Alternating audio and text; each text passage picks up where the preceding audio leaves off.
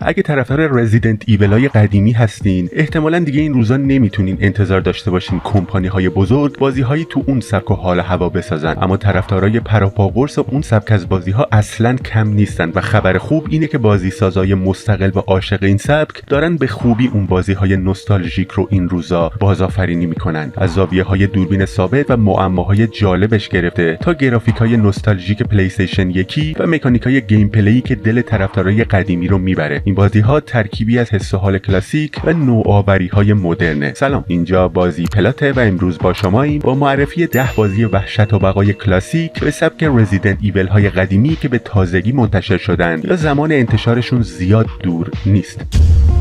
نمایشایی که از بازی پولس بریکر منتشر شده خیلی خفن به نظر میرسه، ولی بازی هنوز تو مراحل اولیه تبلیغاتیشه و حتی اسمش به تازگی اعلام شده. زاویه دوربین ثابت سنتی، کنترل‌های کلاسیک تانکی و یه سری مکانیک‌های مبارزه نزدیک یا میلی که باعث میشه بازی خاص‌تر بشه. منابع محدود و مدیریت اینورتوری هم تو بازی دیده میشه. انگار میتونین قسمت‌های مختلف بدن دشمنا رو هدف بگیرید تا ضربه‌های بهتری بهشون بزنید. تو تریلر نشون داده میشه که بازیکن به پای یه زامبی شلیک میکنه تا زانو بزنه، بعد با یه لگد قوی زامبی رو پرت میکنه اونورتر. سازنده ها گفتن که به زودی یه نسخه دمو از بازی منتشر میشه.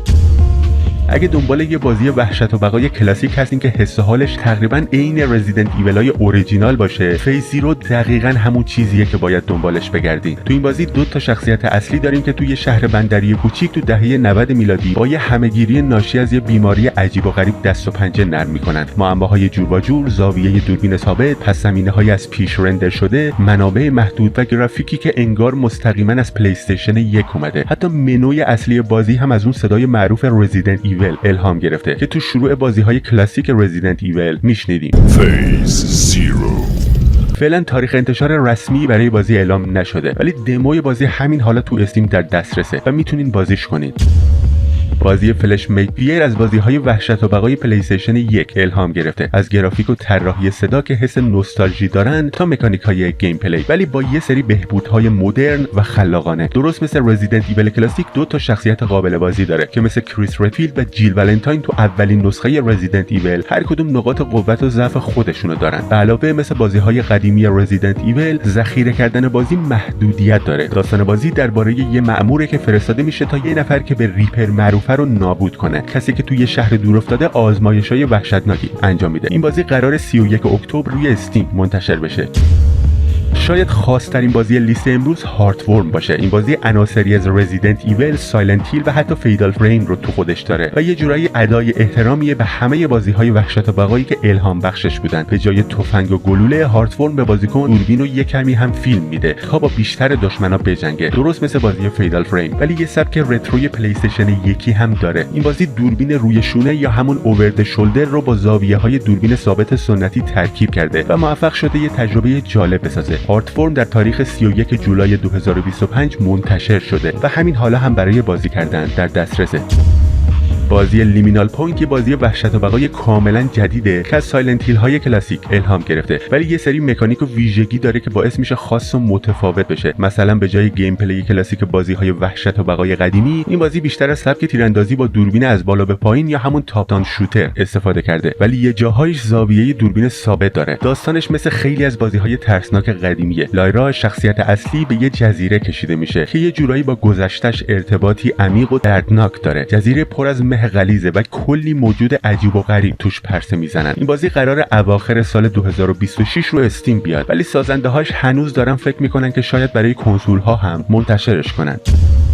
بازی گراند زیرو از یه عالمه بازی وحشت و بقای قدیمی الهام گرفته، ولی انگار بیشتر از همه به داینو کرایسیس 2 و رزیدنت ایول 2 شباهت داره. داستان بازی درباره یه مأموره که به کره جنوبی فرستاده میشه تا یه حادثه برخورد شهابسنگ که بیشتر کشور رو تحت تاثیر قرار داده بررسی کنه. وقتی میرسه با یه گونه جدید شبیه بیگانه ها روبرو میشه که آدما رو به زامبی، هیولا و حتی موجوداتی شبیه دایناسور تبدیل میکنن. بازی حتی یه سیستم امتیازی داره که میتونین با شکست دادن دشمنا امتیاز جمع کنید و باهاش منابع اضافی برای مبارزه با موجوداتی که تو شهر پرسه میزنن بخرید. سیستمی شبیه به داینو کرایسیس 2. بازی یه جور ضربه نهایی یا بهتر بگیم له کردن هم داره که میتونین باهاش کار دشمنا رو تموم کنید. گراند زیرو قرار همین امسال روی PC منتشر بشه.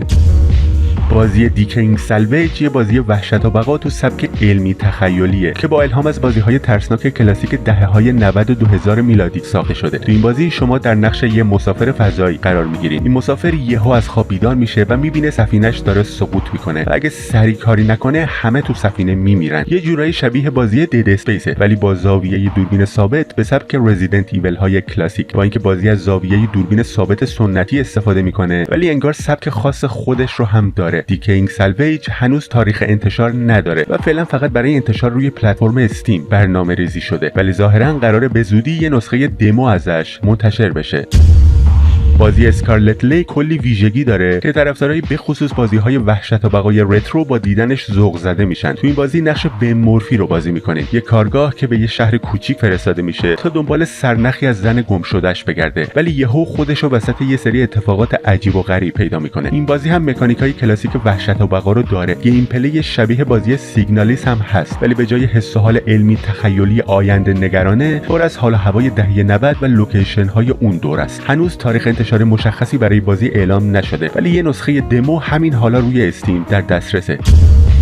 بازی تورمنتد سولز 2 یکی از عناوینیه که طرفدارای کلاسیک رزیدنت ایول خیلی منتظرشن چون شماره اول بازی واقعا فوق‌العاده بود، مخصوصا برای اونایی که عاشق بازی‌های وحشت و بقای کلاسیکن. این بازی همه چیزایی که کلاسیک ها رو عالی کرده بود با هم یه جا داشت. دنباله بازی یعنی تورمنتد سولز 2 انگار داره دوباره همون مسیر موفق رو میره. هر چیزی که تو بازی اول فوق‌العاده بود تو این یکی هم هست. تیم سازنده میتونست وسوسه بشه و بخواد برای شماره دوم بازی بره سراغ تغییر و رسانی ولی به جاش همون چیزایی که بازی اول رو عالی و خاص کرده بود رو نگه داشت و فقط روی نقاط ضعفش کار کرد. تورمنتد سولز 2 انگار یک کمپین طولانی‌تر با کلی لوکیشن مختلف برای گشتن داره، برخلاف بازی اول که فقط تو بیمارستان روایت میشد. بازی قراره تو سال 2025 منتشر بشه و همچنین دموی بازی هم همین حالا در دسترسه.